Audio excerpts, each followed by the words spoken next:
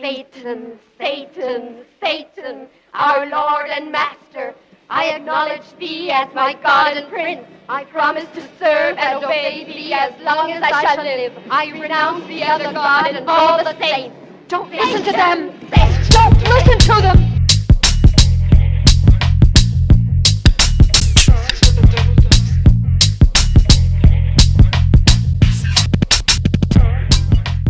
So welcome to the Ave Satanas podcast and our mini-series, Might Ain't Right. My name is Jack Violently. I'm going to be your host today.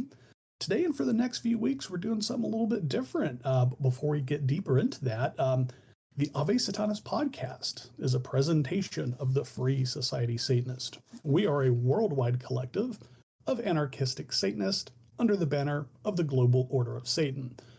For more information on how to join us on Discord, check the links in the show notes below. We've also added a support the show tab in the show notes where you can directly donate to all of our fundraising efforts. Here to help me tonight, sitting in the producer's chair, the co-founder of the Free Society Satanist. Sai, what's going on? Not much. I'm just feeling like a old Indian auntie with my chai, trying to wake myself up.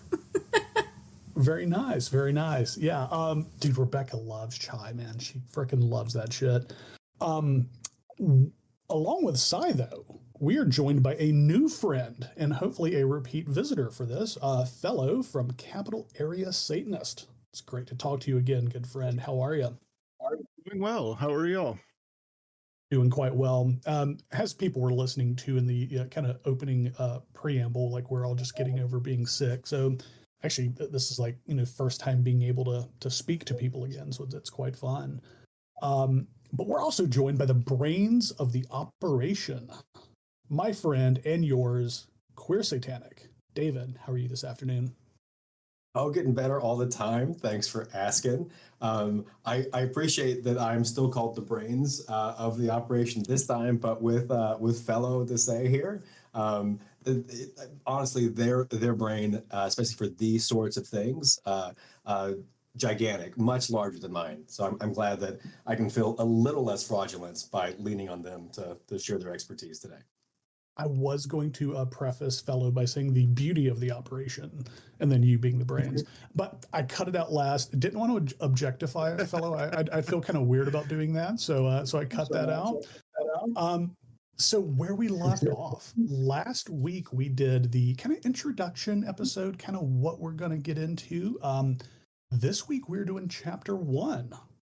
David, do you want to kind of take us away on that? Yeah. So last time we gave a lot of the backgrounds about this book and how it has continued to influence Satanism and be one of those major texts for white nationalism, for I think was it nihilist violent extremism, which is like this whole gross pot of ideas of people glorifying horrible things. This is one of those texts that's in there. And people continue to point to it and make excuses for it as, well, it's not like literal, it's not actually political, it's just this like poetry is like one of the phrases they use. It's just poetically racist, it's poetically misogynistic and anti-Semitic and whatnot. I think that y'all would agree that in this first section, that's called introductory. That's just like what it's titled. The theme is just kind of all of the stuff from the book, more or less, and it's just giving you examples of that. Yeah, I mean, it's not really structured well. It's not. No. I also I've been trying to figure this out because we have the book that we used was the Trevor Blake like authoritative edition. I think we all got like secondhand versions of that, and it has like a shit ton of footnotes and all those like notes about how it was like stitched together. But it seems like a lot of like the really important stuff about like why the numbering is different in different versions and like why some stuff shows up at the end of some versions and the beginning of the other is not really mentioned that I was able to find. I am going to go ahead and drop in the 1896 edition into the chat for people who would like to follow along. And this is the one that's like, it's from Cornell University's library. Like, if you have seen this online, it's probably this version. This is in the public domain, so you should be able to follow along if you want to. And in a lot of the versions of Might is Right, the like last few pages have this, it's called, it was Opportunities, the Logic of Today, All Else is Error, and the Victor Gets the Gold. In most versions, this stuff is at the beginning of the book. For some reason, the 1896 one is at the end, and I don't know why. Fellow, do you know anything about the like publishing history aspect of that? No, I was trying to look into that, and seeing you earlier in the chat puzzling through how it was broken up reminded me of how like certain scripture is like kind of a run-on story, and people came along after and broke it into chapter and verse, kind of, Yeah. not arbitrarily, but not in a way that always made sense. And that's the feeling I got from this, as well as that like this reads like he didn't have an editor, but I think that's factually incorrect. I think there was an editor, but this reads as though it's, like you said, chapter 1 is called introductory, but it feels like everything is just written in order. Like this is the order that thoughts fell out of his head onto the page from chapter to chapter, because spoiler alert, I kind of read through several chapters later, and it's not different. It's like the same stream of consciousness all the way through. Right. So you said you think he has an editor. And I think he references having an editor, but he also references having a publisher, and the publisher is just him putting on another hat. Good point. And so like so often, because like the guy, he just like he calls himself a doctor and then calls himself a doctor again, and then like this other doctor, he just like gives himself titles and like fake names, and he may just be the guy, like he may just like have gotten an opportunity to like revise it, and so he kept revising it. But like Jack pointed out, like he never at any point caught that there is no section 4. Like it depends on the version, because I was going through the 1927 version that I could find, because that seems to be the version that Anton LaVey copied from directly, just like from what I had been able to see. And I think someone else found that as well. It's not that important, but like that's where it would have been from. But then like the numbering system for the 1927 version is completely different from the 1896 version, which is also the version that the authoritative book follows. So I got very confused trying to like just like note where things were. Well, then, to quote the text, lo and behold, all this is fraud. Timely. Yeah. So I think we'll start, and like this will be tough for people with the link that I just dropped in to follow. Actually, I will go ahead and drop in the 1927 version too. Well, a quick aside, I actually have a different edition, I think. Mine is from the illustrious Dill Pickle Press. And because it was the cheapest one I could buy secondhand. And before we dive into it proper, just a quick thing that I found interesting from the forward of this edition, or the introduction before chapter 1 introduction, is several pages trying to say we don't know who Redbeard was, and it definitely wasn't this boring Arthur Desmond. But we had talked at one point about how Jack London was one of the names floating around as a possible alternative. And this addresses this, and this is just what it says. I don't know how true this is, but if true, then Anton LaVey is responsible for Jack London being a someone that people think is a possible author. Actually, I don't want to read these 3 paragraphs, but it is basically saying that the London Redbeard claim could be directly traced to self-styled Satanist named Anton Sandor LaVey. His connection to Might is Right is this: when he was writing his Satanic Bible, LaVey copied a considerable portion of Might is Right into its pages without giving Redbeard due credit. When his plagiarism was eventually discovered, LaVey attempted to correct the situation by blaming his publisher and by detailing his initial discovery of Midas Right and his subsequent quest to find the author's true identity. LaVey told how his research led him to Jack London when a personal friend, Virginia Harner, allowed him to access the Bancroft Library collection of Jack London's unreleased writings. There, says LaVey, he found entire sections of Midas Right in London's own hand. This discovery convinced LaVey that London was the book's author. That And sounds then good. goes on to talk about how that is impossible because Jack London would have been 11 at the time of the initial publishing.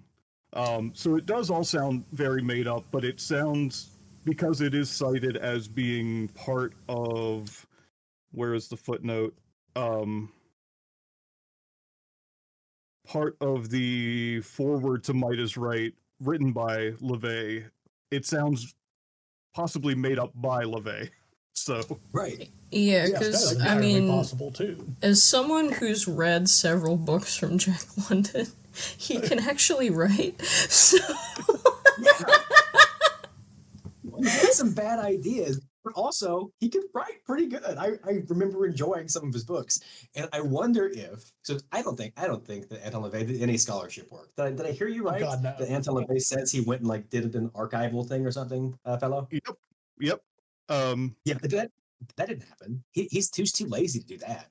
To the I think Bancroft Library collection. So there's a lot of like details that could be followed up but yeah, I don't believe it, but it is interesting. It still does seem like maybe the idea did come from LaVey, whether or not there was anything to back it up of his actual like scholarship or not. what I think is that Anton LaVey just didn't actually read that many fucking books. And so Jack London was one of the guys that he read and he liked. And he went, you know what? I like this. I also like Jack London. I bet Jack London did it. That makes the most sense to me of the amount of work that guy would do. That's probably true and is tragic because he probably only read like the cool, tough guy, rugged individualist Jack London about wolves and shit, and not his like primer on socialism that is the Iron Heel. Yeah. Yeah. Also, I remember he wrote a short story called A Piece of Steak that was like an old boxer who was like trying to like one more like boxing match. And he's just like, I just need a piece of steak to have like more punching power. And the whole thing is that the old boxer is fighting a younger guy. And like, if only he had just like one more bit of meat, he would have had the strength to knock the guy out. But he didn't get it. And so he gets knocked out, and that's his last fight. Which is directly opposed also like to Midas Right, that like because this older guy did not have the money and could not like have like the charity to get food, he lost a fight. You know, like the inability of Ragnar Redbeard, Arthur Desmond, to imagine like mutual aid, interconnectivity, and all that stuff. It really does hurt. Like this book making any sense at all. So close to the point so many times. Yeah, you're like, man, what bars, awesome, and then you're like, wow, that's the worst thing I've ever heard. So. Oh, actually, before we go on, you were saying the thing about Jack London. I was saying, didn't Katja Lane, the wife of David Lane, the guy who came up with the 14 words, I thought she was the one that invented that. And then I went over to Wikipedia, and it said several observers have proposed Jack London may have written or contributed to Midas Right. So several observers. A claim made by both Anton LaVey and white supremacist publisher Katja Lane, wife of convicted racketeer David Lane. So it's like that's the company he's in. Good for him. I to try to like move into the text. The version that we have puts like the very first thing as opportunities. Is that also what you have, Fellow? I don't have section headings, if that's what you mean. Yes, like before we even get into chapter 1 proper, introductory, it has opportunities that starts off, a man's opportunities are never exhausted so long as other men, who are not his friends, possess millions of acres and thousands of tons of gold. And then it goes on. No, I don't. Like historically, that like all the great conquerors, they like seized their opportunities because they robbed other people. And even in that, it's interesting to me that so Sai is going through. In this version that we're looking at, it'd be at the very end. So you would go like all the way to the bottom and then like up a couple pages. Oh boy. Yeah. It's interesting to me because he says like a man's opportunities are never exhausted so long as other men who are not his friends have stuff you can steal. And it's like, where's friendship coming to this? Like, if the guy understands that friends can exist, you can actually engage in some like mutual aid of some kind, or like helping each other out. Then like, so there is you... honor among thieves. Yeah. Yeah. Like down now. Sorry. It's right. Maybe it's not. You would have scrolled above where it was if it existed.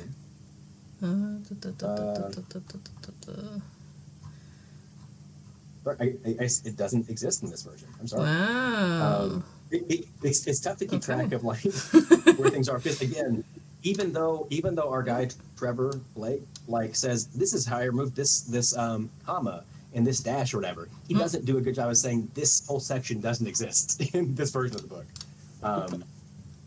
Yeah. Continuity? What is that?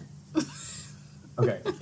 So if you can bring it on that screen, the second link, the 1927 version, it will be on like page 3, page 1. Like it like goes like cover, contents, and then opportunities.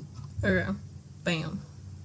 But if we look at this, then we have to like remember that the numbering is totally different. Yeah, there it is. The opportunities. Okay, so we'll probably have to switch back. Okay. So it's interesting that like I don't think friendship is really followed up on ever. Like we can see test this as we go forward, but like he imagines himself weirdly only as an individual and then as a member of the white race, a member of like manness, a member of Anglo-Saxonness. Like these are the ways he sees himself. He's either one person or he's part of a like oppressive class. That's kind of it. And it's a weird aspect of his myopia that he can't think of like, hey, we can actually like, support each other. We like if our friends get together and there's like 3 or 4 of us that all feel the same way, we can protect ourselves against like one guy who's stronger than us.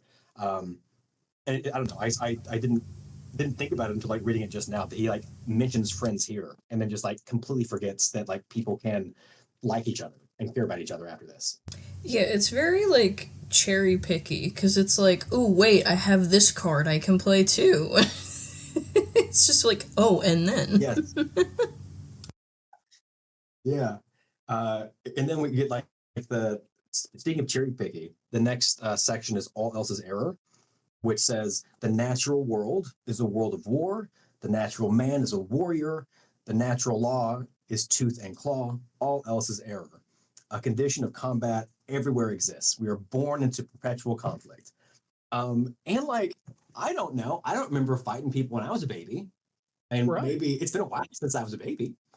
But did y'all come out with like a machete or something? Because that wasn't my experience. So I mean, if you don't remember it, then I mean, it could have happened. I mean, I've had my share of fist fights, but I mean, so like but going back to this, like, so friends exist, and it says you're born into like war, but like not as a baby. As a baby, you are born relying on your parents and the people around you to feed you, clothe you, move you from place to place, like change you when you like cause a mess on yourself. You're actually born into like a situation of reliance on people who you can do nothing for immediately. You can't do anything for your parents, like in a sort of like a material might is right way. And we're all born into that and are raised by people who do it with the understanding that we may never actually be able to pay them back. And like maybe some parents count on that they'll put you to work or whatever, but like it's the exact opposite of what he's saying here. His worldview is the exact opposite of reality. So he's describing, it sounds like, a Hobbesian all against all kind of thing, except where Hobbes would go, and that's why we need each other. We need this Leviathan of society, even though he argues for monarchs, but whatever. whereas Redbeard is going, therefore, let's all punch each other and see who comes out on top. Yes. Yeah, he's just like, he puts stuff out there and then does not. What'd you say? It's just King of the Hill. He wants everyone to just punch each other until one person is on top, seemingly. Except, like you pointed out, it's sometimes just him and sometimes the race. And I found a few other occasions of friendship which stuck out to me because there's no backing for it. But I'm sorry, I interrupted. No. And also, I see Carmad Ricky adds the chat. Humans' docile nature raised in captivity is why there would be a need for a vanguard to mobilize people to support each other. So you're saying that like humanity is currently raised in captivity? I may not be understanding our chatter, Comrade Ricky. While you're like adding on to that, like moving on to like the next like section below all is an error is the victor gets the gold, which is virtue is rewarded in this world. Remember, natural law makes no false judgments, and I find this to be something that he will continue to ignore. Natural law makes no false judgments. Its decisions are true and just, even when dreadful. This guy cannot stop complaining about the way the world is, but here he basically says, you know, if you have problems, it's your fault. Yeah. Was that you, Fellow, that jumped in? Oh, I was just saying, yes, that stood out to me throughout the entire reading. Both that he's like, there, you know, no morality, but man, why are people so, you know, degenerate? And then also appeals to a naturalistic fallacy almost, but misunderstands what nature is because people, or, you know, beings cooperate in nature all the time. But also appealed like, here's the way I think nature is, which is wrong. And then also because that's in nature, that's good, which is also wrong. That's the naturalistic fallacy, which drives me nuts. Yeah, because he says even in this section, why should the delights of life go to failures and cowards? Okay, well, they do. So you just said that's good, but he wants to complain about it. He wants to say, like, that's not good. I see Comrade Ricky clarifies humanity raised in the current society is this way where we need a vanguard to mobilize people to support each other. But I was thinking, like, in any society, we are born relying on other people. Humanity has not for hundreds of thousands, millions of years been like at all self-reliant. We have to like take care of each other, and we kind of do this as we like when we come out of the womb, someone takes care of us, and we kind of like make this social contract that we will do this for people even if they cannot immediately or ever pay us back, including like the elderly. Like one of the things that makes like humanity different is that when you get injured, that's not the end of it for you. We actually will try to nurse you back to health. We will help you out. We're the only species that does this. Like that's kind of what helps us to like do a lot of cool stuff, is that we have to like come up with ways to make sure that like even people when they are sick or injured or unable to help out immediately, that they can still have like good lives. I think this is a good thing. Ragnar Redbeard ignores that this happens at all, and if he did, when he does pay attention to it, he thinks it's a bad thing. I think that really makes it like not hold up. The last section before things actually start is that like sort of poem, the Behold the Crucifix. I'm trying to remember if this shows up in the Satanic Bible or not. I think it sounds pretty familiar, right? Behold, yeah. Okay. So this Behold the Crucifix, what does it symbolize? Pallid incompetence hanging on a tree. This is the first thing I think that shows up in the Satanic Bible, and it shows up as part of the Book of Satan. And I mean, like it's such a I don't know, good line, I guess. Like in a vacuum, we're like, yeah, Christianity sucks. But then, like, you see all the time that he's criticizing Christianity. It's not coming from a good place. It's not coming from a place that you want to like keep like following him. And in this section, if you can go down like one more paragraph to in the wars of great Caesar and grim Hannibal, in the times of Belshazzar and the pharaohs and all the days of Renzi and Roland the Bold, all banners were waving for women in gold. It rhymes. But Asai, do you notice anything about that final section, the final sentence there? Yeah, we've got the two big objects, ooga booga, in the caps. Oh, yeah? Yeah. You gotta get the This is caveman brain. To Ragnar, the only thing women are an object like wealth, like a thing to be possessed like gold, interchangeable. There's some like movie criticism term that's like what is this, like the lamp? Like, could you replace this woman with a lamp? Does anything about the plot change? And oftentimes the answer is no. Like the guy got upset because his like lamp got broken, and then he went on a rampage. He was really sad about it. Like that happens so often. And Ragnar, like we said, I think the last time, one of the things that does make him genuinely like useful is just like how obvious he makes stuff, because a lot of people today talk about women in exactly this way. They just are gonna be a little better about how they present it and justify it. And Ragnar will never do this. It just, I don't know. He just like puts it out there just like that. Yeah, the whole point of life is to be in war and fight, and you're a white man and you're fighting to like put yourself on top of other people, and you're gonna get women and gold. That's what he sees like the purpose of life. If you were a woman, you're not supposed to be reading this, I guess. Like you don't have like a good enough brain to understand his complex ideas about, society and morality and why everything's exactly the way it should be, except all the ways that it's not. Maybe that's our problem, is that like I have too feminized a brain where I can't understand his galaxy mind about how things are both exactly how they should be and completely decadent and wrong. Yeah. With that, that was like the kind of like intro thing. Do you have anything else before we kind of jump into the first section? So, I think, like women's boobs get in the way of really understanding this. I think that's really what he's saying, I believe. Like, so they obviously can't understand this complex, thought he has because boobs. Like, is that pretty much what I'm reading there? No, maybe not. Jack, you're so brave. You're, wow, you're such a free thinker. Thank you for saying what everyone else is too afraid to say. So that's Jack for you. That's me. Half joke, half actual curiosity I have now. Where does Freud come in historically, before or after Redbeard? Does who come in before or after? I'm sorry. Does Sigmund Freud come into the historical scene? Is he after Redbeard? I believe so, right? I think he had started in Vienna in the late 19th century, I thought. Like he gets famous in the early 1900s. But yeah, okay. He I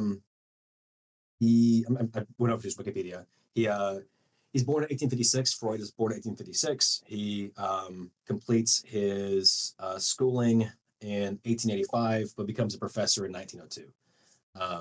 And so, okay, so yes, psychological analysis and stuff like that wouldn't come along until later, but I know I'm opening a whole can of worms that I'm not actually willing to engage with, but for the sake of a bit, but it is an interesting lens through which to view Redbeard. Yeah, absolutely, yeah. Sure. Yeah, for all of the things that he didn't get right, Freud at least like understood that there was like a subconscious and like people say and do things without being aware of them, which seems like it would have been nice. I take that back. If Ragnar Redbeard had become familiar with Freud at all, he would have turned it into the worst sort of thing. So it's good that he was not more familiar. Yeah. Sai, can you pull up the like highlighted version? This is like chapter 1 introductory. It's like highlighted in red from the Discord chat. Because for the longest time, people in like Satanism have been aware and said, Yeah, okay. Anton LaVey, like he included some stuff from Might is Right in the Satanic Bible. The Church of Satan is always like, oh, well, he credited them. He didn't. And like everyone, like, makes references. So this image that Sai just put up there, that is the opening to Might is Right. Every single line is copied almost word for word. Almost word for word into the first part of the Satanic Bible, which is the Book of Satan. And whenever they talk about, whenever like LaVey Satanists talk about this, they never actually like will show you the plagiarism because they could not get away with it if they did. I'm gonna put that into the chat again, just like the link. But it's like, I understand that this was in the public domain at that time, sure. But plagiarism is when you like copy at length, word for word, and do not give credit, and that's exactly what happens here. So this whole section, in the arid wilderness of steel and stone, I raise up my voice that you may hear. The east and to the west I beckon, to the north and the south I show a sign, proclaiming death to the weakling, wealth to the strong. Open your eyes, you may hear, O men of mildewed minds, and listen to me, ye laborious millions. And Anton LaVey like changes a couple of words in that, but like it is largely exactly that. I don't know. Jack, were you the one that this was like your cool thing was from one of these sections? I may be misremembering. Let me get to that. You have added quite a lot to the show notes since. Let me scroll down all the way to the end. Weirdest. This was your weirdest thing. I sorry for slandering you. This was your weirdest. No, you're fine. Hold on one second. I'm almost there. I'm trying to get. Oh, geez. Okay. So the weird part is, in this arid wilderness of steel and stone, I raise my voice so that you may hear. The whole entire first passage, denoted by number 1, it reads like a shitty monologue to a bad movie. Like, yeah, the flow of that first excerpt doesn't translate to the others, and only does a half-ass job setting up the rest of chapter 1. It's just kind of like we stumbled upon him mid grumbling at the sidewalk, and he has to pivot to the actual material in section 2. It's really weird. Like, camera pans north, and you just see old man swearing at the sidewalk. That kind of, like, when I read that, that's like what it reminded me of. Old man yells at cloud.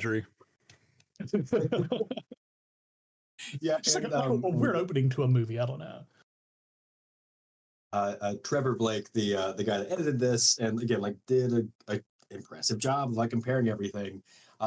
He puts in so many footnotes, and like so many of them are not substantial. I wonder about some of them, because like this one starts out, in the arid wilderness of steel and stone I raise up my voice that you may hear. And then the reference he gives is that it's to Isaiah 58:1.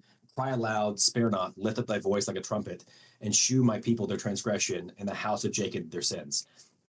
Those aren't actually like that close. Like those, is that a reference? Maybe, but I was thinking of, from William Blake's The Marriage of Heaven and Hell. It starts off, renter roars and shakes his fires in the burdened air, hungry clouds swag on the deep. This is just the kind of thing that like people do as like prophets. Like, I get that it's like a general reference, but it's not really a close reference. And he is trying to like set himself up as like a modern prophet, I guess, saying these sorts of things. I don't like, some of these lines are good, I guess. The like death to every lie is kind of cool. It's just that like what he considers lies sucks. That's sort of more the problem, right? So something like makes me think that like just because he doesn't like it, he feels it's a lie. Like he's one of those cats. Like I feel like that was my take when I read that. Like, it just as long as he doesn't like it, oh, well, that's a lie. That's false. Like, no, it's true. You just don't like it. Yeah, and like so the full line: death, I say to every lie. I deny all things. I question all things. That's very cool.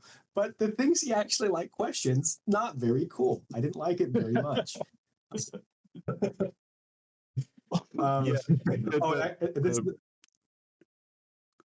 Just to jump ahead with one of my like weird things pulled from this chapter, if I may, is the he says, if a people place implicit faith in what philosophers teach them, they are liable to be duped.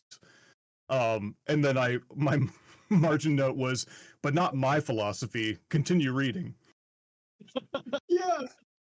Yeah, I ideally like put in that the Arrested Development meme where it's just like, yeah, people delude themselves all the time, but maybe if we it'll did work for us. yeah, it'll maybe work for us. I find Yeah, it funny and so because I like think- my weirdest thing that I picked is basically around like the same premise, but it's on page 31, I believe, of the version that we're reading. And he says, I demand proof over all things and accept, parenthesis, with reservation, end parenthesis, even that which is true, which I was just like, okay, so basically he's saying, you know, okay, I guess I can accept all things that are proven true, but like, I'm just not gonna like it, bro. well, if only. And like, I don't know, there's a part of me that's doing this thing where like I want to read the book I wish this was, or like I want to do this like gymnastics in my head of like, yeah, it's actually like that's a really like what you just said. I demand proof over all things and accept with reservations, even that which is true. Like the skepticism of like I will constantly be questioning my own biases. I will constantly be like asking questions about why things are true and how we know stuff. Like that's cool. That's not what he means. That's not what he does. Like the way that it is cool, like for you is like a weird thing, but I'd be like, that's actually good. Is me doing a ton of work to say he is doing the opposite of what he's actually doing, and that is unfortunately what happens constantly in this. The next section that new atheist.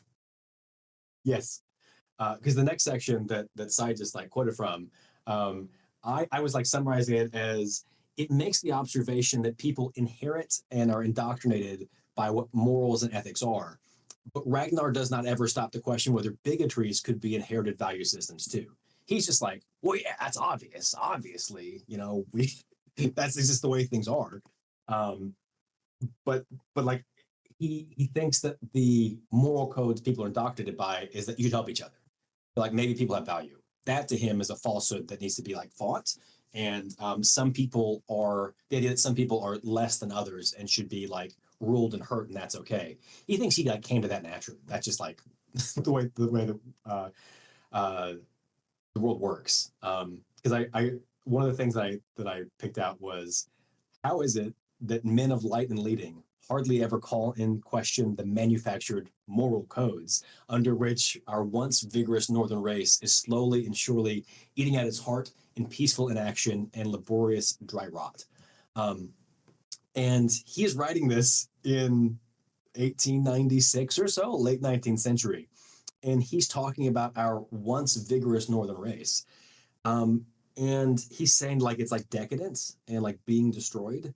And this is kind of the high water mark of European imperialism, right? Like it doesn't really get much better in terms of like Europe's global position in the entire world than here. And he, like other people that would become fascists and whatnot, are just like obsessed by the fact that they're in decline already. That like things used to be better, and we're worse than we've ever been. And this is the high point of imperialism, and he is still like complaining that somehow their race is not as pure as it needs to be. That is definitely a thing that stands out to me. Like this is the context that he's writing this stuff. Sai, do you mind switching back over to the 1896 version? Yeah, sure. Like have that like up on the screen. Yeah. And so natural law makes no false judgments about stuff, but the northern races are in decline. So that's like the continuous thing of him. Another thing that was like good, this sounds good actually, is although the average man has taken no part in manufacturing moral codes and statute laws, yet how he obeys them with dog-like submissiveness. He is trained to obedience like oxen are broken to the yoke of their masters. He is a born thrall, habituated from childhood to be governed by others. Yeah, like that is a good criticism about the way that people are trained and just like really are like taught from childhood, obey people stronger than you, obey people better than you. I don't think this is a natural thing. I think it's a thing that is like produced on people. But he doesn't really apply that to how the ones that are hurting people are also indoctrinated into those things. He thinks that that is natural, but he thinks that people like obey. Again, I agree with him that like people have to be taught to obey. I also think that people have to be taught to like hurt other people and exploit them, and that is not a thing that he, I think, ever considers. Does anyone else like remember him ever like questioning that? Well, he kind of goes from lamenting that people are so docile and just going along with whatever to praising it when he's fantasizing about him being the one doing that and duping people, to later still going, well, it's inevitable that happens, so whatever. So it's wildly inconsistent, except insofar as him imagining himself subjugated to it versus doing the subjugation. Yeah, he's always identifying with like the people that he's always identifying with the boot, even though he's complaining that he's not as much of a boot as he would like to be. And this makes me wish it wasn't actually Arthur Desmond, because it's so frustrating that he used to be like hanging with labor organizers and shit like that. Like someone who should understand this shit. Yeah, but like I was saying last time, I'm not convinced that he ever like was into that for any other reason than that he wanted to be an important guy. And when that didn't work, he pivoted some other way. No one congratulated him for doing that work, and so he just went off and, you know, did this instead, which I think, yeah, like you said, undermines everything he was doing before. Absolutely. The first Tim I Pool. do prefer to believe. What'd you say? I said the first Tim Pool. Yes, exactly. That is what I had in mind. And hopefully, please respond. Yeah, Arthur Desmond in a fucking beanie. Hopefully Tim Pool also has like a pile of books fall on his head, and it's the end of him. Sai, do you mind jumping down to I think it's page 14 of the PDF that you have pulled up of the 1896 version? Because that should be like the break from section 2 to section 3. Is that what you see? Yeah, where it says, if you can scroll down a little bit more, where that is your cool thing is right in there about gods are at discount, devils are in demand. It's the very end of section 2, right before section 3 starts. So up a little bit. Although I believe you are showing the problem of why we missed section 4. So yeah, so it says in there. Yeah, I was like, oh, there we go. That's why it's so confusing. Yeah, there's like that sentence that says, "We are sick unto nausea of, quote unquote, the good Lord Jesus, quote unquote, terror stricken." Was that? Sorry. We are sick unto nausea of, quote unquote, the good Lord Jesus, terror stricken under the executive of priest, mob, and proconsul. That seems to me to not, like, one of those things seems not like the other. Like, I think by mob here, he just means democracy. He thinks that, like, having to, like, obey a priest or a proconsul or everyone else somehow is, like, the same thing, which is, I think, difficult to actually, like, support with arguments. But then he says, we are tired to death of equality. And I don't know exactly what he means by that. He hates equality. I do know that. But he thinks there's too much equality in late 19th century America? He's like, looks around, is like, man, things are way too good for everybody here. I can't imagine how he got to that point. But it also makes me like question that next line. Sai, if you want to talk about gods are at discount, devils are in demands, like what you like about it. So I immediately read it and I like cringed at the fact that I liked the sentence. Because I'm like, I like the sentence, I don't like the messenger. Yeah. does go Because it would make a cool, like, you know, band t-shirt with like the metal band font. It would make a cool t-shirt, but like the messenger kind of sucks. It does. And also, I have a question for you. Are devils good or bad there? Ooh. Does he I mean have that in a thoughts. positive or negative? So I had a question actually, because what does he consider a devil, you know? Yeah. Yeah. This is a consistent problem with Satanism more generally, of like, it's like Christianity, but on opposite day. I don't know if he means gods are to discount, devils are demands, complimentary, or gods are to discount, devils are demand, derogatory. His ideology is not coherent enough to be able to make that determination. And like you said, it is a pretty cool line. Like he does have bangers in here, like that is true, but I don't know what he means by it. And so you do have to accept, like, if you like it, you have to like it in whatever way you want to, and not whatever way he meant. Yeah, this is the Is- only is time he I'm gonna going- excuse myself for cherry picking, because normally I hate that concept altogether, especially from like the opposite quote unquote of who I'm debating.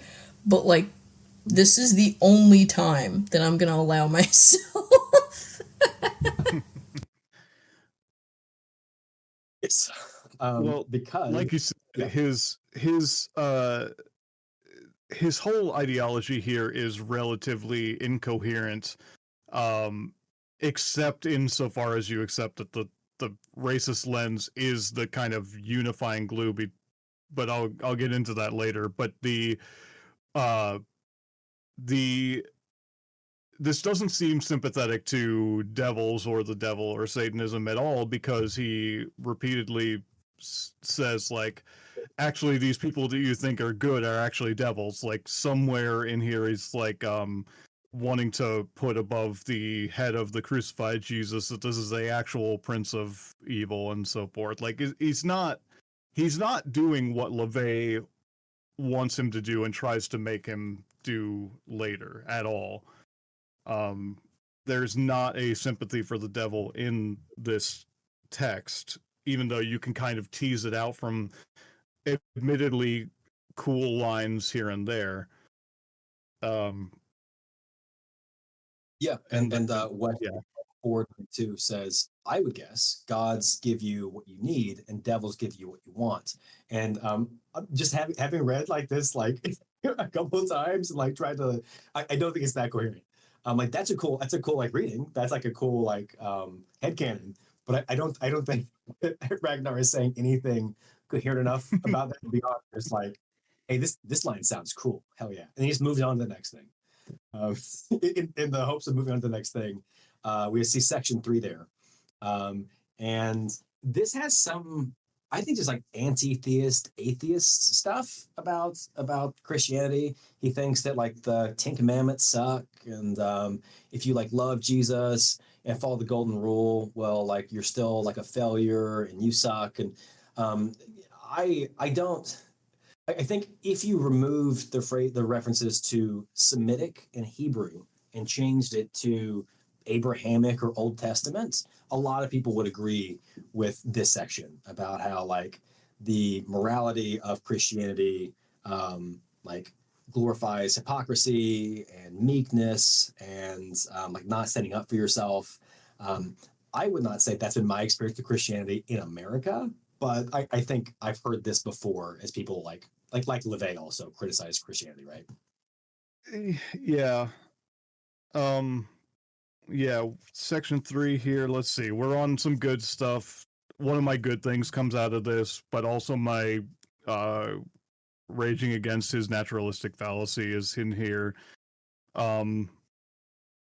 Even people criticizing, I'm always have my guard up when people talk about Abrahamic religions, but that's I don't know what point I'm making here. Yeah, like, sometimes it's like the silencer on the racist gun. It's a silencer on the Edison gun. For sure. Yes. Oh yeah, 1,000%. As a former Muslim, yeah, absolutely. Like there are some things you can say that include all of the Abrahamic religions, but usually people aren't using it that way. It just feels like something where they're generalizing, where it's like, go ahead and have your specific criticisms. Yeah. What was like the line about? You said a couple of your good things came from this. So the one good thing, let me check my notes here, was the which line is it?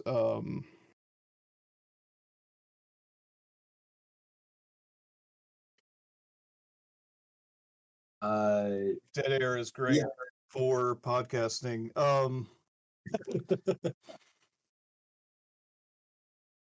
Yeah, I see the three that you put there. I can't believe you found three good things to include. I was starting to get really self-conscious about putting multiple good things in here. We invite you on. This is yeah, I'm trying to figure out which one was from this specific section.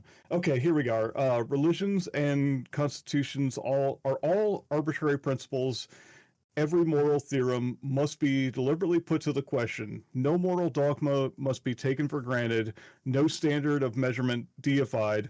There is nothing inherently sacred about moral codes. Like wooden idols of long ago, they are all work of human hands, and what man has made, man can destroy. I know he's taking it to a really, really bad place, but broadly speaking, yes, okay, I'm down with that idea of like, let's not take these ideas we've like, what is the quote? The most dangerous thing is saying, well, we've always done it this way. I have some bad news for you though, fellow. That's actually in the next section. Yeah, I was scrolling through and I was like, wait, hold on a second. I don't know if everybody saw me like struggling there, but it's in section 3 for me. Damn you, Dill Pickle Press. No, exactly. Yeah. Yes, you have found the exact problem. And actually, if you can go back to page 4, like you did page 5, if you go one more page, and we see page 4, section 3, then we see page 5, section 5. Yeah. So this is the whole problem. It goes page 4, section 3, page 5, section 5. There is no section 4, right? Because it looks exactly the same. And also, I think in the footnotes that I have in my book, it says there has never been a section 4 in chapter 1 right. in any. Yeah, I remember reading version, that. Published. Yeah. But that's not true because, like Fellow's just saying, lots of the versions have a section 4. I do have a section 4. Quality control was obviously their strong suit. I fucking love it. So I don't know. Like, did just after Desmond's death, like other people came along and said, like, hey, we know how to count. We're gonna fix this. Is that what happened?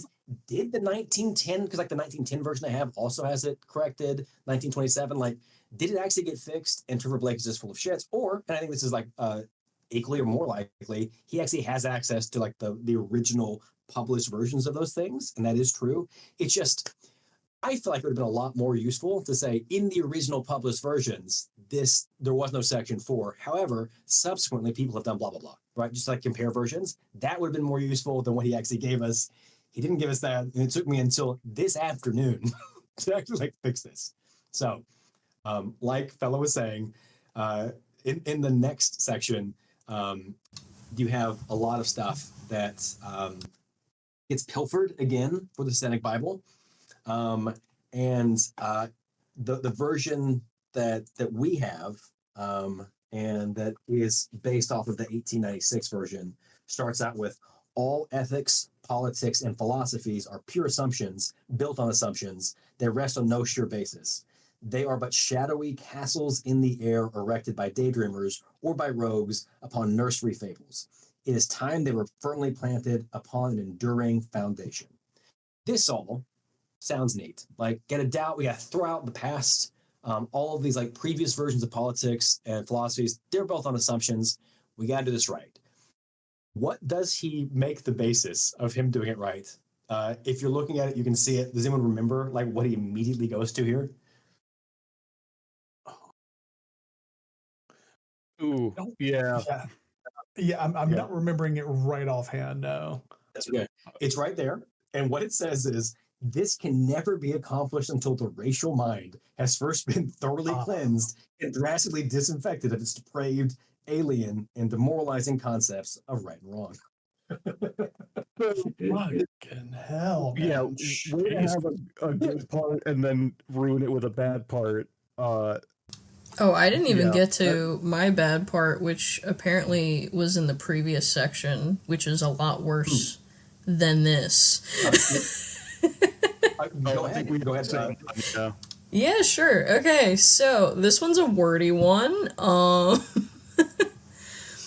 So it starts here and goes all the way down, finishing the paragraph. So, if the all-conquering race to which we belong is not to irretrievably dwindle into multitudinousness nothingness, like the inferior herds it has outdistanced or enslaved, then it is essential that the Semitic spider web so astutely woven for ages into the brains of our chiefs be remorselessly torn out by the very roots, even though the tearing out process will be both painful and bloody. I think I don't have to say anything. Like, that speaks for itself. Like, we've got the comparison of a group of people to spiders. I mean, it's just not good. It's not good. Yeah. It's not good. No. And we talked about this last time, that when the Satanic Temple was like first being launched, and Doug Masicko, better known as Lucian Greaves, was talking with Shane Bugbee, who had printed a version of this that Lucian Greaves had illustrated. They're pitching this to a Jewish guy, Kevin Soling, Malcolm Jerry. They're saying, hey, what if we made this book, like a revised version of it, the basis for our new religion? Kevin Soling is not a stupid guy, so he didn't go for that. But this was Lucian Greaves in 2013. And this is him describing it. Anton LaVey did not endorse the book in its entirety, but enjoyed its florid, anti-God, anti-Christ poetry and its attempt at a strictly naturalistic philosophy, which, to the author of Might is Right, was a social Darwinistic view. LaVey saw the book as a great jumping off point and pillaged full passages to construct the Satanic Bible. I think I'm bringing that up because in 2019, in one of the introductions, Peter Gilmore, the current leader of the Church of Satan, said, Might is Right is a book of action and not belief. It is poetry and not a platform. This is not poetry. Like, there is poetry in here, but like, you can't just read it and say, well, he didn't mean that. We can, if we want to like take something good out of it, we have to, but like, you have to understand that this book is super fucking racist. It is doing like the thing that Sai just read. If the all-conquering race to which we belong, and then like goes in this like, eugenics thing, we have to like, eradicate other races. And then like in the next section that like, we have to like build a new philosophy on something firm. It's like racial purity. We have to cleanse our mind and like have like racial purity. That's what it's built on. You can't actually build anything off of this when this guy is telling you, and everything that he says has like that that basis. Sai, you're highlighting something? Oh, yeah, because, I mean, you were mentioning, like, in the next section, I mean, like, this part where it's like, too long already we've been hypnotized by the occult charm of Hebrew utopianism. I mean, he just goes out and he just says it. Like, plain and simple, he's like, here we go. The whole time I was reading it, and every time we hit something like this, I heard over and over the thing you said in the last episode where Doug says he's ambiguous on Judaism. That's pretty ambiguous. I mean, it's hard to know what he truly meant. I need to know his definition of ambiguous. Yes. Yeah, and back down in section 5 of the 1896 version and the authorized version that we have, it goes into like more of the stuff of we have to get rid of all these like bad things, these assumptions, like build on something real, like racial purity or whatever. And there's a section that's on page 7 of this that says that you have to like eradicate lies. He's saying we have to eradicate lies in order to like have liberty, and like we can't leave any of it. We have to eradicate it completely. But when he says there's only one way to deal with them, exterminate them root and branch, or they will surely eat us all up. We must annihilate them, or they will us. Half and half remedies are of no avail. And I understand that in context, that is all supposed to be about lies. But given the way he talks about other things, it really seems like he's talking about people there too. Am I being uncharitable with him in that like thing about we have to like exterminate these lies? That it's not just ideas; it is in fact like people he hates too, right?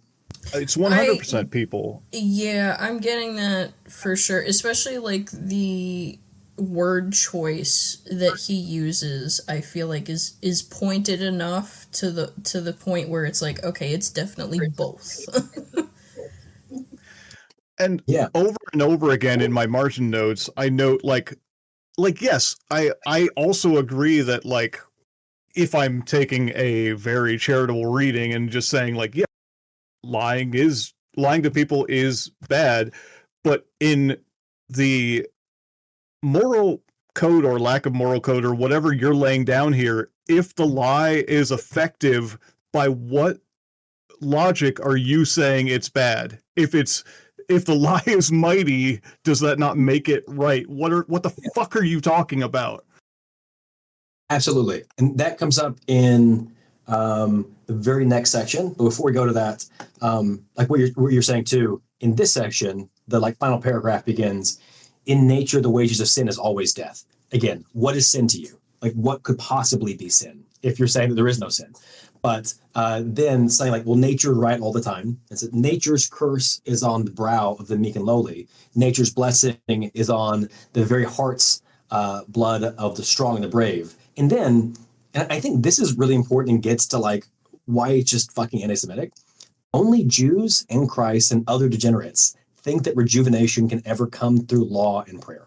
And like, okay, so this means just like, it's obvious this is anti-Semitic. And there's no way that's ambiguous as anti-Semitic. We've talked about that. But like Jews are an actual group of people, millions of whom actually exist on the planet fucking Earth. And Christ, there's one guy, and you're using the plural in a way that is like, I don't know, allegorical or something. And then other degenerates. So I mean, there's no way in which you can read this and not read it as you're calling all Jewish people degenerates, one. And then this other thing that it's not really improved by saying also people that try to live like Christ are bad. Like that doesn't help it. There's a way that anti-theists do this, like you were saying before, Felo, like the new atheist movement will sometimes do this kind of thing, and they usually do it in a way that is not as obvious as this.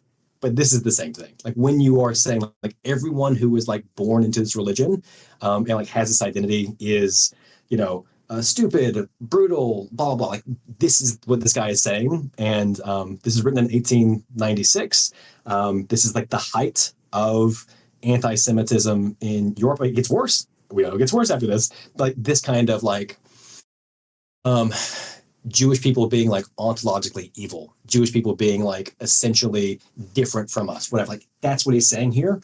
And I don't think you can treat it as just like, it's a fun little thing. It's a little poetry they did. Like this has had since, and has now today horrible fucking impacts on real people. And it is so irritating. It is so enraging to see people continue to defend this. It's like not as big of a deal. Well, I mean, he goes out and he lists, Jewish people first in this tirade. So, I mean, the intent is, like, smack dab in your face. Like, I don't understand how people can kind of construe it otherwise. Yeah. Only with great mental gymnastics, let's say that. In the interest of Jack's bedtime, sorry for getting hung up on this. To what Felo had said before about like, wait, if it's an effective lie, like what's the problem with it? That comes up in section 6, where it starts out, whatsoever people believe that shall make it free, enslave it, or corrode it, it's very narrow in strict accordance with the natural order. Consequently, if a people place implicit faith in what philosophers teach them, they're liable to be duped. If many nations are so duped, their deception is a menace to the liberty of the world. Okay, so he's saying lies are bad. He said this before. We have to like destroy the lies. Lies are awful, and like they're, I guess, against natural law in some way. I'm still not exactly sure. And he says, I think in this section, this is about slaves, or is that the next one? About only slaves believe things. Yeah. It is only slaves that are born. Yeah, it is only slaves that are born into contracts signed and sealed by their progenitors. The free man is born free, lives free, and dies free. He is, even though living in an artificial civilization, above all laws, all constitutions, all theories of right and wrong. Okay, but that's not real. We live in a society. You do have like obligations to each other. It just, I don't know. Going back to the thing that there's only like the one person and the class of like domination. That's the only things he sees in life, which doesn't hold up. But then we get to that little anecdote about one of Columbus's lieutenants in the West Indies captured a Carib chief by means of subtle stratagem, and says about like, I actually don't know if this is true about the manacles, and like, check this out, like we'll put these little like handcuffs on you, right? And I don't read this as Ragnar saying like, and that was bad. It was bad for them to do that. He doesn't like seem to think that like, so the Spanish guy got the win. He got the win by tricking someone. Is that good or bad? Are lies, if they're effective, good or bad?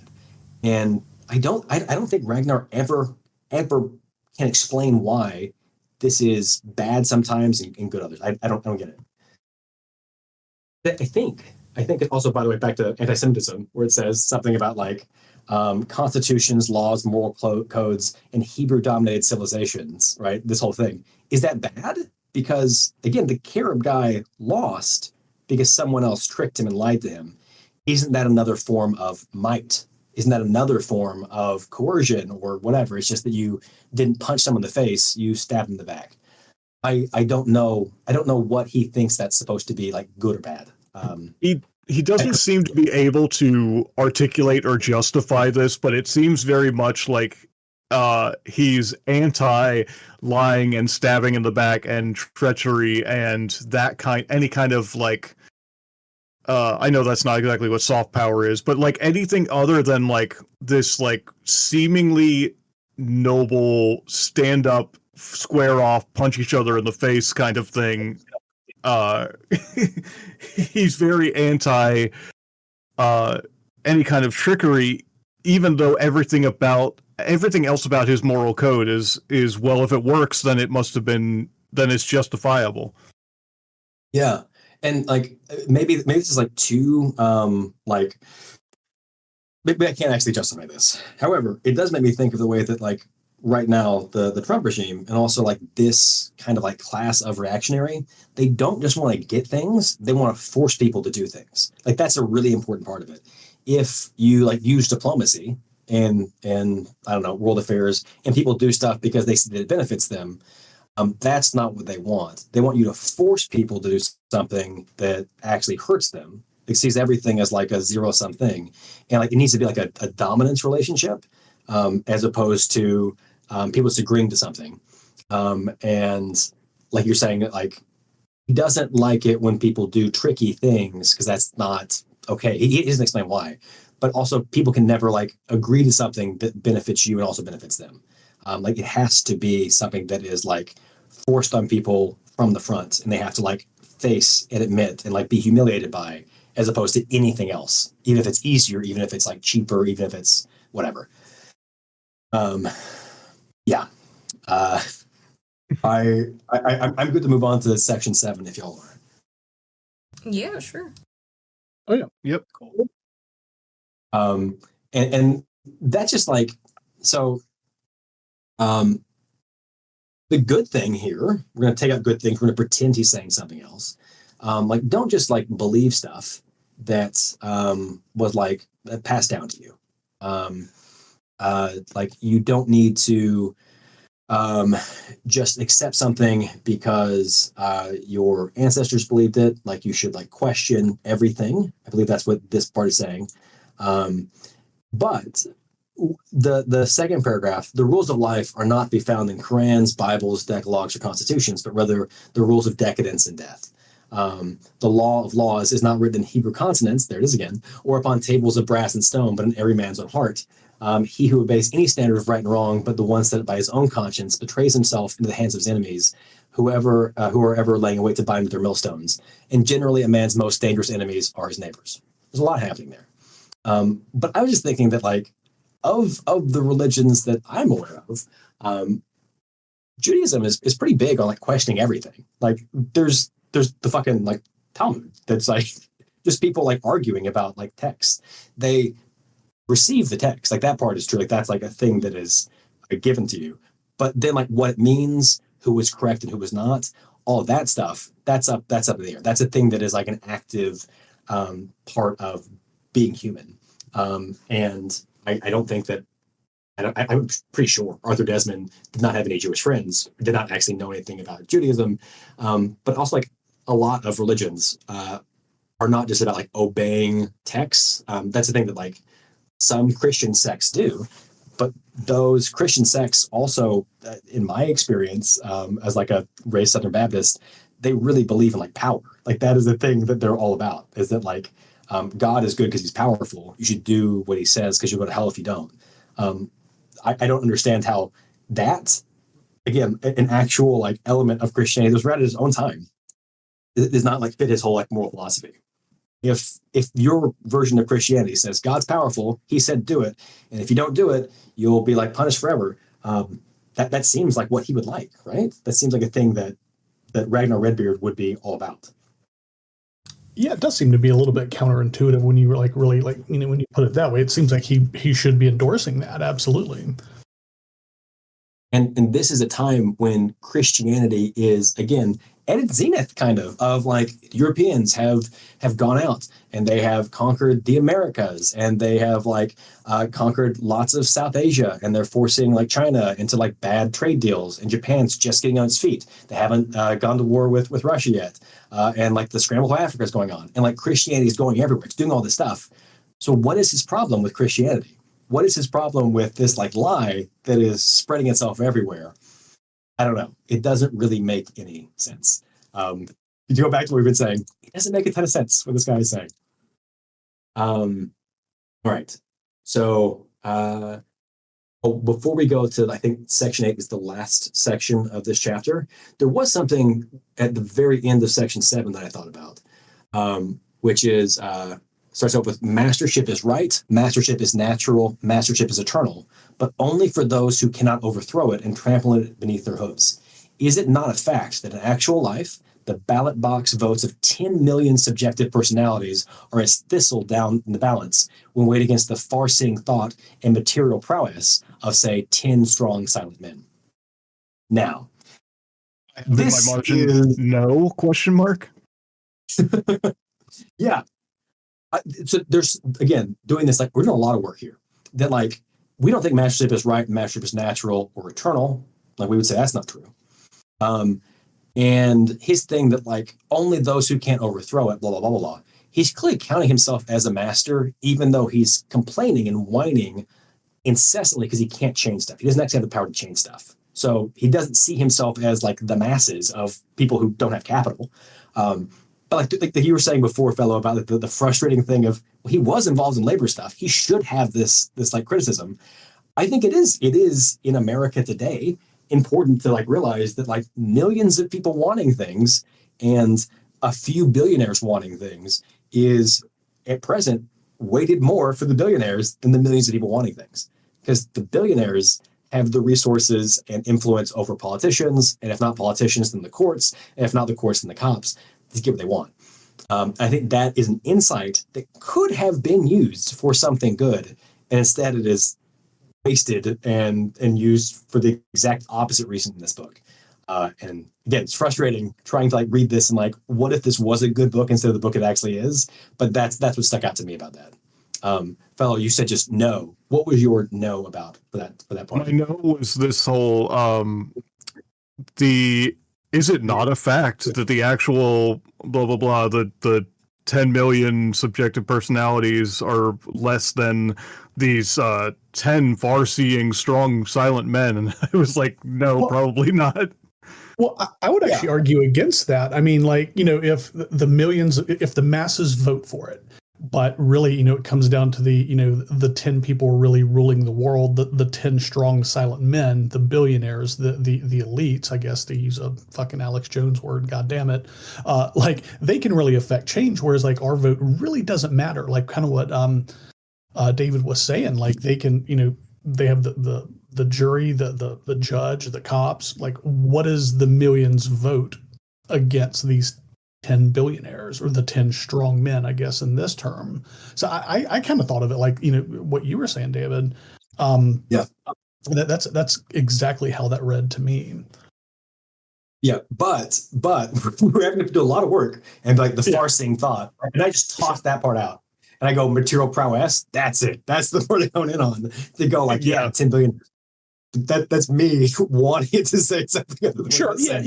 And we're assigning a more up-to-date, story to it. But, who's to say what he truly did mean? But yeah, we're probably assigning a more modern storyline to that. Well, speaking of assigning a more modern, up-to-date story, just one paragraph before, I could not help but think that Redbeard would have absolutely loved people like Rorschach of The Watchmen and the Joker when he says, "Fear God, bridle the spirit, and obey the law is the advice of most excellent is advice most excellent as from a philosopher to a yokel, but when directed in all earnestness at a man of inherent might, he smiles to himself in silent scorn." Also, I really want to know how I got these scars. Yes. Yeah. Again, like this guy would love Sigma males. He would be all about it. Like that's how he views himself, as opposed to an unpopular loser who people don't like very much and is not respected and had to like flee several countries because he can't like deal with consequences. He's just like, I'm better than everybody else, and the reason I don't get along is because they're all too stupid. That's exactly how he sees himself. Everyone's too stupid, but also these overlords are too sneaky. Even though I think that makes them right, except it not because they're not white and it's not me. So we have made it now to section 8, and there's some good lines in here, I think. But it's very much like the whole book and whole chapter, where it's like it just goes from one thing to the next, and it doesn't make a ton of sense. But I have a couple of good things in mind. I think, Jack, you had something from this as well. Too. Yeah, I have my good and my bad both came from it here. Ragnar Redbeard can be your angle or your double. Oh boy. I guess if we want to get on the good first, to start it off nice, we'll end it with the shit sandwich. But clearly, therefore, it is brave man's duty to regard all sacred things, all legal things, all constitutional things, all holy things with more than usual suspicion. Now, so I read through this through the eyes of a Satanist. We do live by the scientific method. So to question authority or look for logic and reason in all facets of life isn't on its face like a bad thing. This was probably the longest passage in the first chapter that I read without cringing. So that should account for something, which the very next line in that excerpt is your weird thing. Before you even get to that, I would add the first sentence, like before that, it is notorious, universally so, that the blackest falsehoods are ever decked out in the most brilliant and gorgeous regalia. And then clearly, therefore, blah, blah. That's pretty good. That's a pretty good set of sentences together, right? Sure. Yeah. Like, man, this is promising. Maybe he's finally figured it out. We're going to get some good stuff. And then we get what I put is like my weird one. It's like, what the hell is this? Belief is a flunky, a feminine. Doubt is a creator, a master. Yeah, it's like it's a lady. Belief is a lady. It's a flunky lady. Like, what are I you? mean, What are you just when doing, you man? think like the women and like the AFABs, so to speak, are catching a little bit of a break, he's like, "Here's this stray." just throwing strays at y'all, man. Jesus Christ. And like again, y'all are not included in this. Women are not included. Y'all are important. This isn't to you. It's not about you. You're just like gold and property. Oh, but also you suck. Also, everything about women sucks. Like that's the only time he brings up women. And I think that the final section is just all about women, and we will get to that. But like, it's just again, wow, all holy things are like, involve suspicion. And it's like, how do you feel about patriarchy? Oh, 100%. Actually, it doesn't go far enough. Like, I'm on board. it's Yeah. just, it's wild how he does that so often. And it's so irritating. I don't have yours numbered, fellow. Was there anything from this last section that like spoke to you, good, bad, weird? Numbering is so off. And I don't have the all holy things in mind, which is really annoying because that does sound like kind of rad. My thing that I thought was a kind of cool line from this last section, though, was disguise it as you may, the naked sword is still Kingmaker and Kingbreaker. Mm-hmm. Yeah.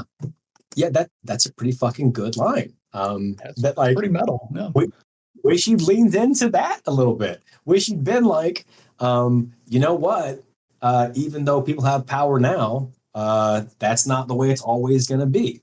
We talked about last time we did the recording that like so many of these people like might is right and just all that matters is force, and they're like, I love Rhodesia and the Nazis and the Confederacy, and it's like, so you love the losers. It's like, well, the thing that you say is like the only measure of morality and the way things should be is who can win in war, and you keep picking losers in the war. Oh, it's because you like the racism, the apartheid, the genocide, even when they fail and get like their asses kicked, you still like them. So just say that. Yeah. Just say that you're a fucking bigot, and of course they're cowards, so they won't.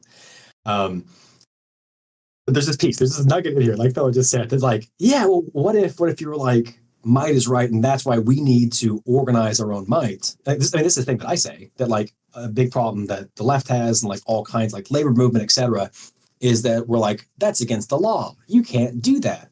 And we don't have an or else what. When the people doing awful things say or else what, and you say, I'll tell a judge, I'll say it was against the law. Like that doesn't mean anything.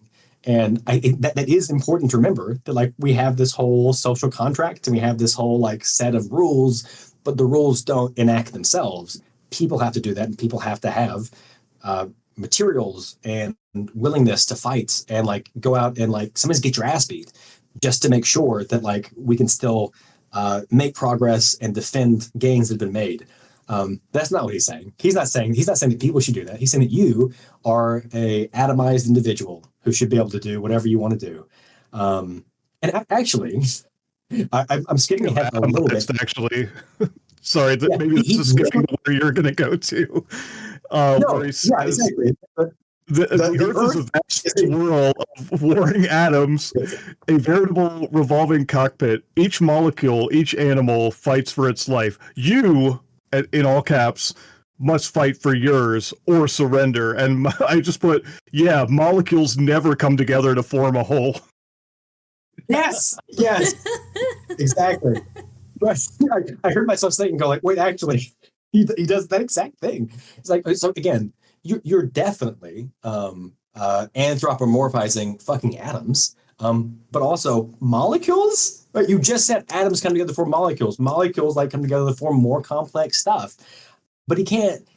He doesn't know anything. The guy, I mean, he knows quotes. He can quote stuff. He can rip stuff off, but he doesn't know anything. So he makes this analogy that actually works exactly against it. Atoms don't want fucking anything. They just do stuff. Molecules, the only reason that we exist is because atoms like link together and form things they couldn't do on their own.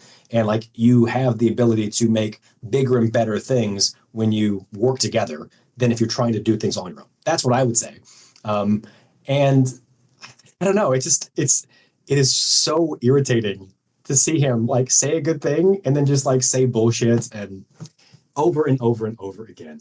Um, okay, I have a couple more things from this, I think, because if we go back up a little bit, the phrase human animals appears. And I don't know.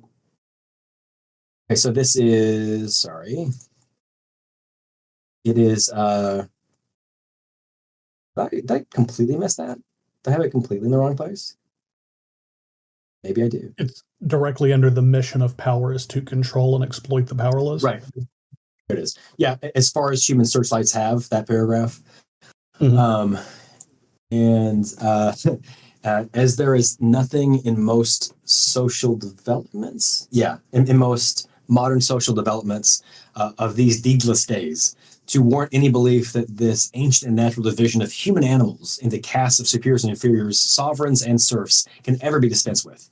The slave owner's whip cracked from the beginning, and it will crack till the day of doom. In every kingdom, republic, and empire on earth, we have, in one disguise or another, the master and slave, the ruler and ruled. In the course of centuries, names alone have changed. Essentials have remained the same. Forms of royalty may alter, but kings can never die. Hey, buddy, got some news for you. There was mastership at the beginning, and there will be mastership at the end. We build, but as our fathers built. Change is not progress, nor numbers advance. Which is kind of like what is it, Ecclesiastes in the Hebrew Bible. There's nothing new under the sun. Again, like there are some good things you could take out of this, but I would say he's just like, oh, nothing can change. Everything is exactly how it's supposed to be. And he says that while at the same time continuing to be like, degeneracy, things are falling apart, things are changing, and I don't like it. Things are becoming worse, but also nothing ever changes. Pick one, bud. But this is kind of like the fascist thing. Sure. I've called this proto-fascist before, but like this is exactly that.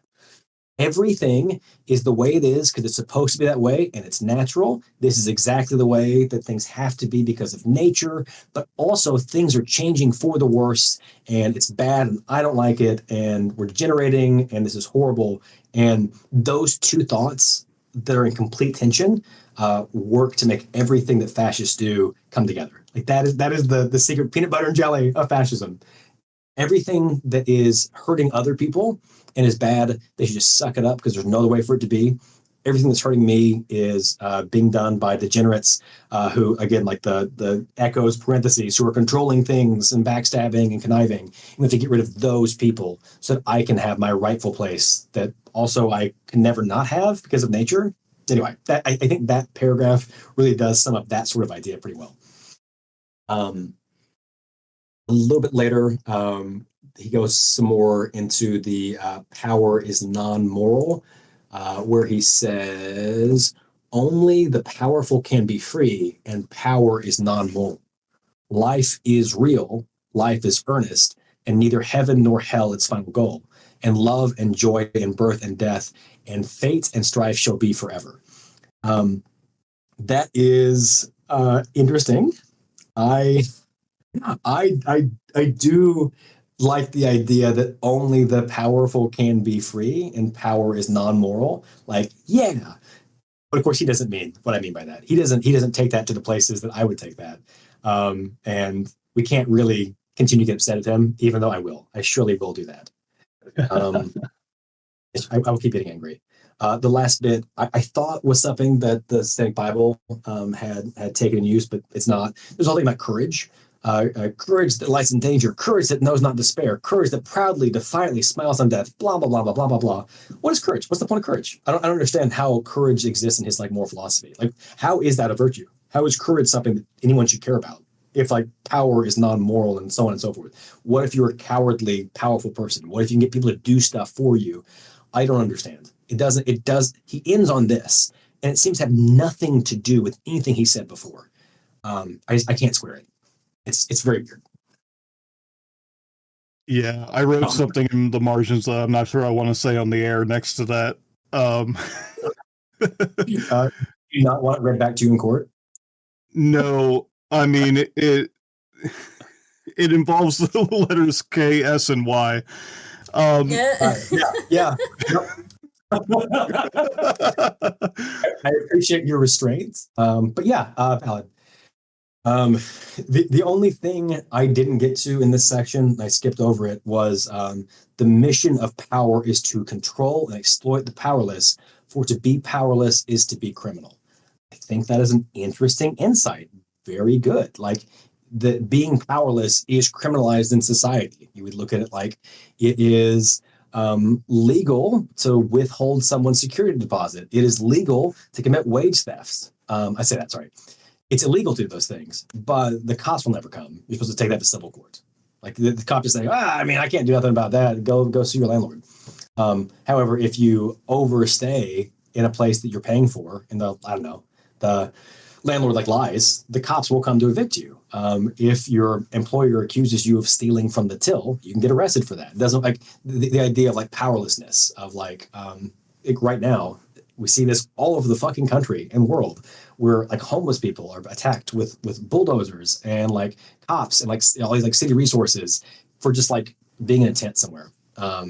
And there's an alternate version. There's a version of Arthur Desmond, Ragnar Redbeard with the goatee, who's out there and he's like in the mirror universe, and he takes this insight and he says like, and that's why we have to build power together as powerless people and have solidarity, because the only way we can hope to challenge these rich billionaires and their cops and their enforcers is by supporting one another, and making sure that in our weakest moments there are enough of us there. Something.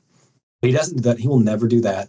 And He was, and then didn't get congratulated enough for doing that, and so he went off and wrote this.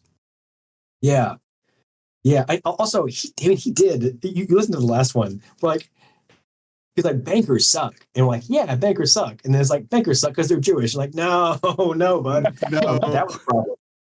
And also, it's like these guys don't even have money in there. There's no money in there, and then people do a bank run. It's like, I mean, you can't do that. You can't just like make up and like cause like bank runs. Like that seems not okay. Arthur Desmond, you frustrating motherfucker.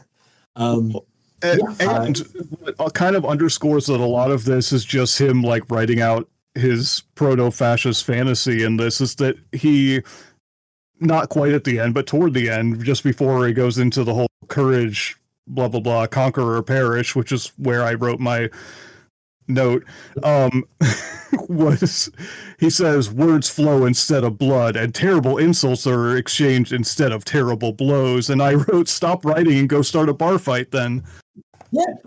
What are you doing There writing, you go. bud? Like we're supposed to fucking judge you on how you like hurt people, right? What are you doing? I think that's a lot with Anton LaVey too, because he took so much stuff from this, and he was like, the only way you judge somebody is like by their success, and that's like, okay, so you ended up in a house that your parents gave you that was falling apart, that you had to like sell to like pay your common law fucking wife, like what she was due, and you're like a sexual predator real estate sugar daddy bought it from you and let you live there. Like if we're supposed to judge you by this standard, like your life sucks. I mean, there are other ways to judge people, but by your own standards, you failed. You're a loser. Yeah. No one should ever listen to you because you have nothing useful to say.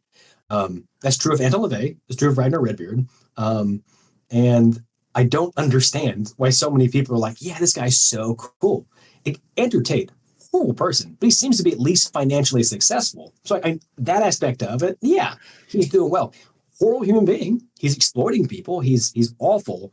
But he is actually like wealthy, right? Am I wrong that he actually has some wealth? I believe a little bit. Yeah. He may exaggerate it. Yeah. That's a fair point. But these guys, they're just losers saying awful things that don't hold up when you think about them or know even a little bit. If you read this for the first time when you're not 14 years old, you can immediately recognize these people are full of shit. So, the Synthetic Bible plagiarized a lot from this. Sai, do you still have the PDF pulled up of the 1927 version, or should I resend that? I do. Right here. And we can just select the giant blocks of it. Let's see. Bam. This part. This part. Yeah. So if you just you scroll through for like the first chapter, all that in yellow, that's all plagiarized. If you just scroll from like this through the first chapter, you see just like this. He's like, oh, we're going to take that whole section and we're going to put it directly into the Book of Satan. We're going to take all that section and put it into the Book of Satan. Right. I think it's those two blocks. I keep going. I think that's it. But it's like, we read through all this. It's pretty bad. There are like some good sections. And to give credit to Diane Hegarty, the editor, and Anton LaVey, they did edit selectively to leave out the gross, Hebrews suck bullshit. But at the same time, like the way he talks about it, like he saw something great in this that was wonderful. I had to build on this. Like what? What is there to build on here of this actually here? I don't get it. Yeah, so I've ranted. I'm sweaty now from like yelling, and we're at the hour and a half mark. We have kept Jack up more than half an hour longer than he was prepared for. So I apologize. Oh no!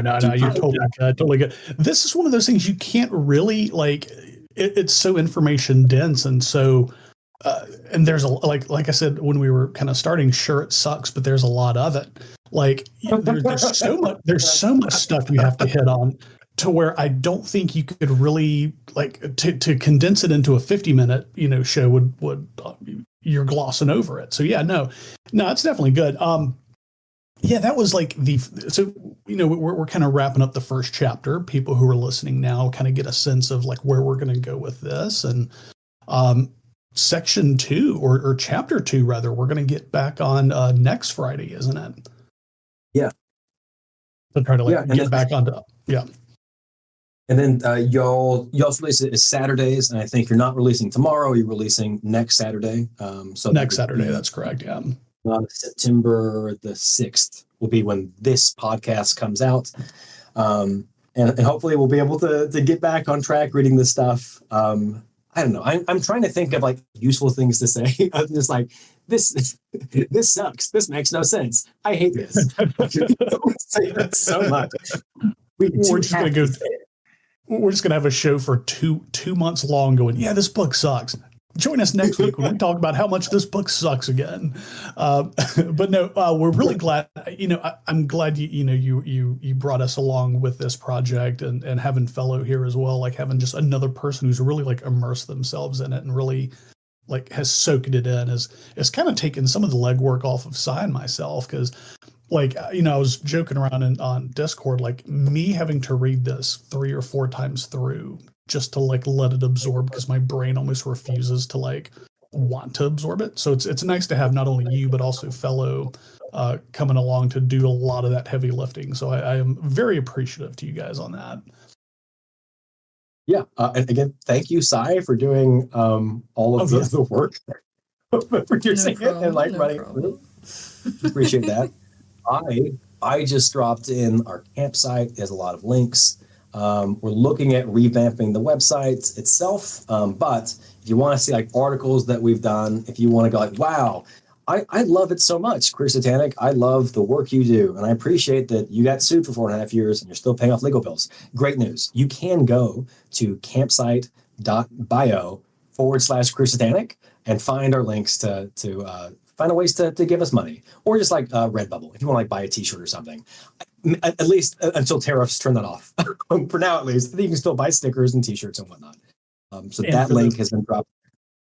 Yeah, and for the podcast version, that we're also going to have that in the show notes as well. So definitely click the links below to help support Queer Satanic and not only like paying back the legal bills, but also like for almost being like a historian for all of this like really horrible shit that we have to like go through. So like you've really been there in the trenches for the longest, and that does deserve some accolades. So appreciate the heck out of you. And also Cy dropped the free societysatanist.com website in there for all of the great stuff that y'all do, both with the podcast and as a Discord hub, and also y'all do real life stuff. Y'all do in-person stuff, which is very cool.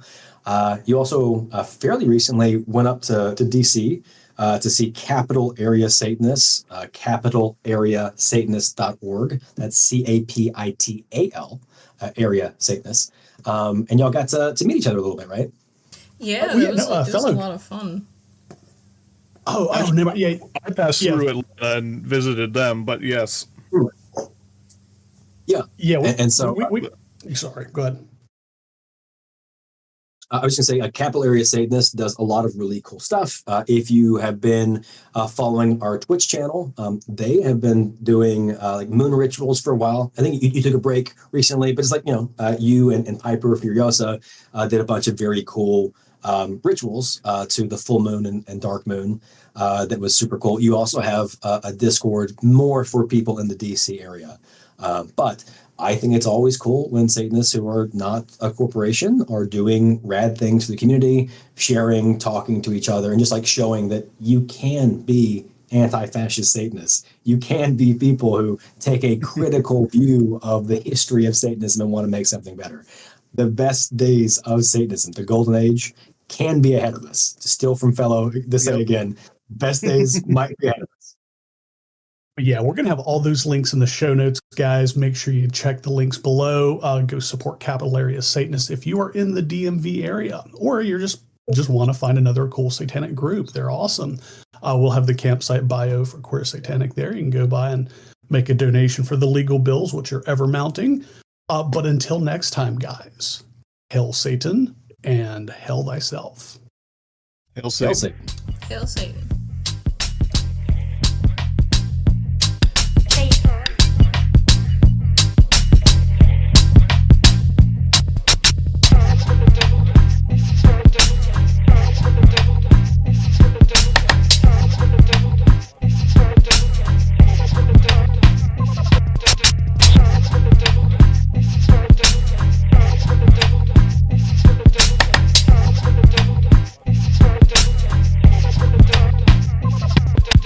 Satan, Satan, Satan, our Lord and Master.